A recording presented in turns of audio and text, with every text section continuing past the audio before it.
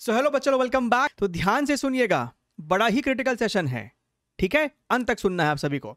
अच्छा, आगे बढ़ने से पहले मैं आपको यहां पे दिखाता हूं कि सर मेरे नंबर अगर इन बच्चों के हो सकते हैं तो आपके भी हो सकते हैं। सर मेरे नंबर 30 से 80 मार्क्स तक पहुंच गए फिजिक्स में। सर मेरे नंबर 40 से 70 मार्क्स तक पहुंच गए फिजिक्स में।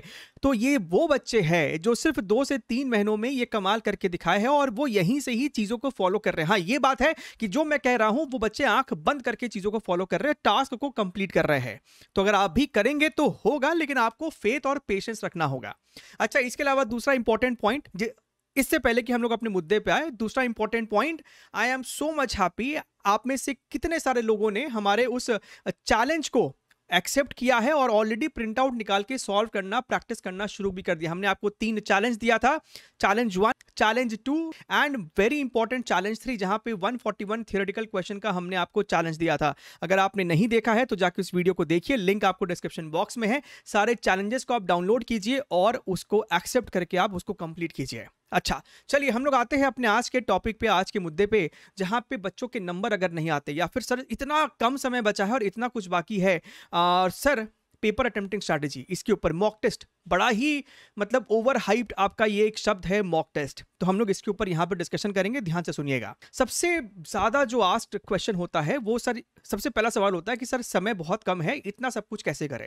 अगर समय बच्चा सही में आपके पास बहुत कम है तो इतना सब कुछ आपको नहीं करना है। आपको 70 से 80% important high weightage, please high weightage के ऊपर ऐसे बनाइए कि आपको हाई वेटेज ही इस समय करके जाना, अगर आपके पास समय कम है और आपका चीजें बहुत बच रही है तो। ठीक है, हाई वेटेज में सर फिजिक्स में क्या होता है हमने आपको बता दिया, प्रायोरिटी ए प्रायोरिटी बी आपके लिए हाई वेटेज है, प्रायोरिटी सी आपके लिए लो वेटेज है। वो हमने आपको बताया है 45 डेज के चेकलिस्ट वाले वीडियो में, लिंक उसका डिस्क्रिप्शन बॉक्स में है। ठीक है, दूसरा जो यहां पे सर सवाल आता है मॉक टेस्ट को लेकर, पेपर अटेम्प्टिंग स्ट्रैटेजी। अगर आप सही पेपर अटेम्प्टिंग स्ट्रैटेजी बनाते हो, मेरे पास 2021 में एक ऐसा बच्चा था जो एक ट्रेडिशनल सेंस में अगर हम बात करें, उसके मार्क्स उतने नहीं आते थे और मुझे भी डाउट था कि कहीं उसका आईटी शायद क्रैक ना होगा, बट वो सही पेपर अटेम्प्टिंग स्ट्रैटेजी और सही मॉक टेस्ट एनालिसिस के मदद से आज वो बच्चा एक अच्छे आईआईटी में, एक अच्छे ब्रांच में बैठा हुआ है। तो बात आती है सर मॉक टेस्ट, तो बच्चा ये मॉक टेस्ट आपको बहुत ज्यादा बच्चों ने ना इसका हवा बना के रखा हुआ है। और सर कितना मॉक टेस्ट देना चाहिए हमें? सर हमें कब से मॉक टेस्ट देना शुरू करना चाहिए? देखिए, कुछ बच्चे तो ऐसे होंगे जो फर्स्ट वीक ऑफ दिसंबर से शुरू कर चुके होंगे, कुछ बच्चे नवंबर से ही मॉक टेस्ट दे रहे होंगे। आपका एग्जाम 25 जनवरी के शुरू होने वाला है। अगर आप 20 दिसंबर के आसपास भी मॉक टेस्ट शुरू करते हो, फुल सिलेबस मॉक टेस्ट, आप अभी चैप्टर टेस्ट दो, पार्ट टेस्ट दो, हमारे चैलेंजेस को भी आप चाहो तो टाइम बाउंड मैनर में एज अ टेस्ट सॉल्व करो, कोई दिक्कत नहीं है। आप फुल सिलेबस टेस्ट जो है इवन 20 दिसंबर के बाद भी शुरू कर सकते हैं। 10 से 12 मॉक टेस्ट, 10 से 15 मॉक टेस्ट भी आपको बच्चा सफिशिएंट है। अगर आप 10 से 15 मॉक टेस्ट तबीयत से देते हैं, 3 घंटे बैठ के देते हैं, उसका प्रॉपर एनालिसिस करते हैं, तो वो भी आपके लिए इफेक्टिव साबित होता है। 50 मॉक टेस्ट सिर्फ देते चले गए बिना कुछ उसका एनालिसिस किए, बस दे रहे हैं for the sake of giving, उसका कोई उपयोग नहीं है। ठीक है, देखिए मॉक टेस्ट देना क्यों जरूरी है, समझिए मेरी बात को। हम आएंगे, हम लोग पेपर अटेम्प्टिंग स्ट्रैटेजी पे भी आएंगे, जो कि बहुत क्रिटिकल है आप सभी के लिए आज के टाइम पे। मॉक टेस्ट क्यों देना चाहिए? आपको पहले उसका ऑब्जेक्टिव समझ में आना चाहिए। मॉक टेस्ट सिर्फ मार्क्स के लिए नहीं दिया जाता है। सर ये तो पेपर का लेवल टफ था, ऐसा लेवल तो जेईई मेंस में अगर नहीं आया तो हमारा तो सर इसका मतलब वेस्ट हो गया मॉक टेस्ट देना, ऐसा नहीं होता है। मॉक टेस्ट का मेन पर्पस होता है कि आपको, देखिए अगर आप मॉक टेस्ट में नहीं फंसे किसी सवाल में तो फिर क्या ही मजा आया। वो कैसा मॉक टेस्ट कि आप बस एकदम ही इजी सवाल उसमें अगर डला हुआ है तो आप उसको सॉल्व करते जा रहे हो, आपको एक सूडो कॉन्फिडेंस आ रहा है। अगर आपको ठीक ठाक सवाल उसमें मिल रहा है, अगर आप उसमें अटक रहे हैं, सवाल आपको कुछ सिखा के जा रहा है, तो अच्छी बात है ना। डरते क्यों हो? सर 120 नंबर आ गए, 90 नंबर आ गए तो घबरा गए, सर 150 नंबर आ गए, हमारे 200 नहीं आ पा रहे मॉक टेस्ट में, तो क्यों घबरा रहे हो? आपका उद्देश्य है कि आप मॉक टेस्ट से टाइम मैनेजमेंट को सीखें। सबसे पहला पॉइंट क्या है? टाइम मैनेजमेंट, कि आप 3 घंटे के अंदर संतुष्ट है कि नहीं, कि भैया जितना मेरे बस की थी मैंने अटेम्प्ट कर लिया, उसको बोलते हैं टाइम मैनेजमेंट। टाइम मैनेजमेंट का मतलब ये नहीं होता है कि आपने 90 के 90 सवाल को सॉल्व कर लिया, आपने 75 के 75 सवाल को सॉल्व कर लिया, that is not called time management. Time management means कि आपकी बस की जितनी थी आपने वो सारा अटेम्प्ट कर लिया। आपने 75 में से 60 क्वेश्चन आपको आते थे, तो आपने उसको कम से कम टच तो किया। ऐसा तो नहीं था कि आपने कोई सवाल देखा ही नहीं, आप उसको देखना, आपको देखने का टाइम नहीं मिला, तो वो आप सीखते हैं। फिर आप सीखते हैं कि भैया 3 घंटे कैसे बैठते हैं। आज के टाइम पे जहां पे बच्चों का पेशेंस लेवल इतना कम है, बच्चों का टेंशन स्पैन इतना कम है, 3 घंटे बैठे रहना कोई मजाक बात नहीं है आज के टाइम में। तो आपको 3 घंटा कैसे बैठते हैं चुपचाप पेपर को सॉल्व करने के लिए, वो आप सीखते हो यहाँ पे अपने मॉक टेस्ट के थ्रू। आप उसका एनालिसिस से फिर सीखते हो। आप जब एनालिसिस करते हो तो आप देखते हो कि भैया मेरा वीक पॉइंट क्या क्या है, उसके ऊपर फिर आप काम करते हो। आप उसको दोबारा से जाके अपने शॉर्ट नोट से रिवाइज करते हो, उसके ऊपर 3-4 सवाल और सॉल्व कर लेते हो, ताकि वो कॉन्सेप्ट आपका दोबारा से ब्रश अप हो जाए। That is the purpose of mock test. Mock test का मतलब ये नहीं है कि भैया मेरे नंबर क्या मॉक टेस्ट में 200 आ रहे हैं, है ना। आपका मेन जो लक्ष्य है वो एग्जाम के दिन होगा, उस दिन जो लेवल होगा पेपर का वो सभी के लिए बराबर होगा। इस समय आप कोई मॉक टेस्ट दोगे, आपका मित्र कोई और मॉक टेस्ट देगा, तो फिर नंबर मत कंपेयर करें आपस में कभी भी। सिर्फ अपने ऊपर फोकस करें, एनालिसिस करें एंड साइड बाय साइड अपने क्वेश्चन सॉल्विंग को करते रहे। करना है तो दिन में टारगेट बनाइए कि भैया मुझे 50 सवाल फिजिक्स में करना है, मुझे 60 सवाल फिजिक्स में करना है, मुझे 50 सवाल केमिस्ट्री में करना है। And same goes for mathematics, मुझे 20 से 30 ढंग के सवाल मैथ्स में कर रहे हैं। तो आपका वो टारगेट होना चाहिए कि मुझे प्रॉब्लम सॉल्विंग ज्यादा से ज्यादा इस समय करनी है। अब आते हैं हम लोग पेपर अटेम्प्टिंग स्ट्रैटेजी पे। राइट पेपर अटेम्प्टिंग अगर स्ट्रैटेजी आपके पास होता सबके पास है, अप्लाई कोई नहीं करता है। एग्जाम में बैठने के बाद वही अपना जो बचपन से करते आ रहे वही करते रहते बच्चे मॉक टेस्ट में। सही अटेम्प्टिंग स्ट्रैटेजी बनाइए, आप आसानी से 20 से 30 नंबर 40 नंबर का भी आप इजाफा कर सकते हैं। क्या सर? मैंने पहले भी कहा हुआ है, फिर से बता रहा हूं, 2 अटेम्प्टिंग स्ट्रैटेजी होती है। मैं आपको सीधे जो सबसे सही मुझे लगता है मैं आपको सीधे एक ही बता रहा हूं, मैं आपको 2 भी नहीं बताऊंगा। 2 बताऊंगा तो आपके मन में विचार चलेगा। पूरे पीसीएम को एज अ सिंगल पेपर देखना है, उसे 3 सब्जेक्ट नहीं देखना, उसे सिंगल पेपर देखना है। ध्यान से सुनिएगा, पूरे पीसीएम को अपने को क्या देखना है? एज अ सिंगल पेपर देखना है। आप केमिस्ट्री से शुरू कीजिए या फिजिक्स से या मैथमेटिक्स से, वो आपकी मर्जी है, जो आपको फेवरेट है आप उससे शुरू कीजिए, कोई दिक्कत नहीं है। मान लीजिए कि मैंने केमिस्ट्री से शुरू किया, ठीक है।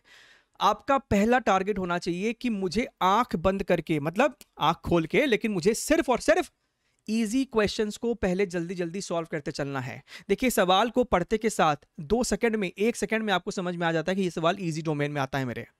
जो सवाल इजी आपके लिए हो सकता है किसी और के लिए मॉडरेट हो, आपको अपना देखना है।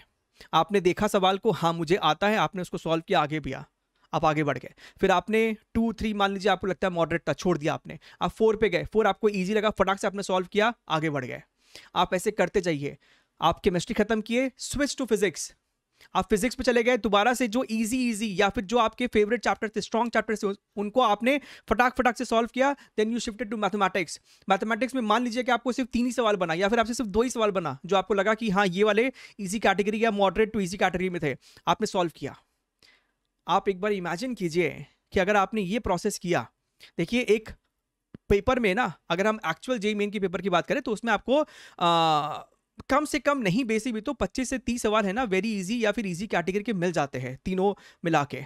अगर आप इस प्रोसेस से जाते हैं और आपने अगर 1 घंटे के अंदर अंदर या फिर 1.25 घंटे के अंदर अंदर 75 मिनट्स के अंदर अंदर अगर आपने 30 सवाल सॉल्व कर लिए, तो आपने 75 मिनट्स में 120 मार्क्स सिक्योर कर लिया।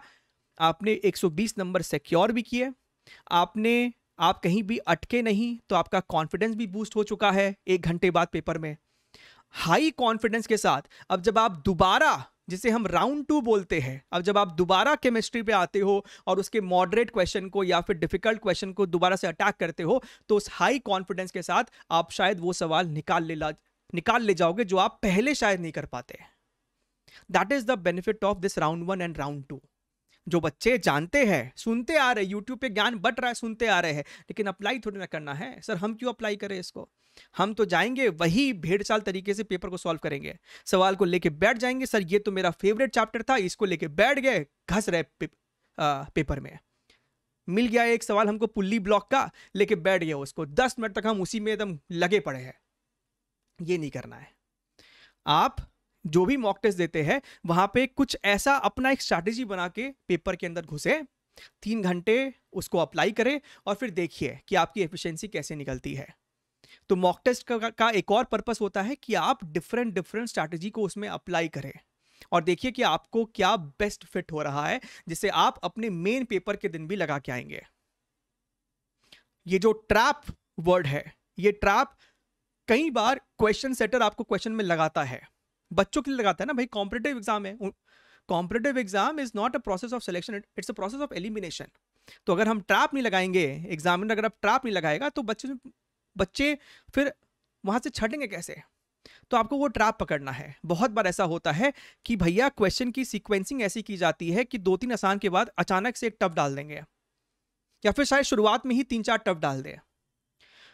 हो सकता है कि वो टफ सवाल आपके फेवरेट चैप्टर का हो, आपके स्ट्रॉन्गेस्ट चैप्टर का हो। मोहित सर ने तो बहुत बोला है चीख चीख के कि इलेक्ट्रोस्टैटिक्स बहुत इंपॉर्टेंट है, थर्मोडायनेमिक्स बहुत इंपॉर्टेंट है, मैंने तो मेहनत भी किया। लेकिन मान लीजिए खुदा ना खास्ता उसका एक टफ सवाल आपको सबसे ऊपर दिख जा मॉक टेस्ट में, तो आप तो फिर दिल पे ले लोगे कि भैया मैंने तो इसमें बहुत मेहनत की थी, आप उसके ऊपर लगे पड़े हो, अपने ईगो पे ले लिया, आप उसको लगे पड़े हो, आप उसमें 10 मिनट अपना जाया कर दिए। तो यही होता है ट्रैप, और यहीं से आपको निकलना है कि आपने शुरुआत में ही जज कर लेना है कि ये सवाल मेरा समय खा सकता है, अभी फटाक से आगे मूव करते हैं, पहले आसान वाले को तोड़ते हैं, उसके बाद जब वापस घूम के आओगे तो वही सवाल आपसे बन जाएगा। These are very minute strategies, right, जिसे आज के ज़माने में आजकल इसे स्ट्रैटेजी शब्द से संबोधित किया जा रहा है। आज से 10-15 साल पहले जब हम लोग अपना पेपर लिखा करते तो ये स्ट्रैटेजी वर्ड नहीं था, लेकिन ये इनहेरेंट एक प्रॉपर्टी था हम लोग में कि बच्चे जो एक हाई रैंकिंग बच्चे होते थे वो ऐसे ही करते थे। तो अब आपको ध्यान देना है कि ठीक है, हम लोग आपको यही चीज़ अब इंफॉर्मेशन पास ऑन कर रहे हैं, तो इसको अप्लाई कीजिए and make sure that you are taking benefit out of it, right. चलिए अपने मिलते रहेंगे, please do complete every single task. यहाँ पे जितने भी आपको रिसोर्स है एकदम क्रीम है, उसको अच्छे से इस्तेमाल कीजिए। एंड भाई बाद में ऐसा नहीं हो कि आपको पता चले कि ऐसा कोई चैनल था, है ना, and you missed it out. चलिए take care, wish you all the very best, bye bye.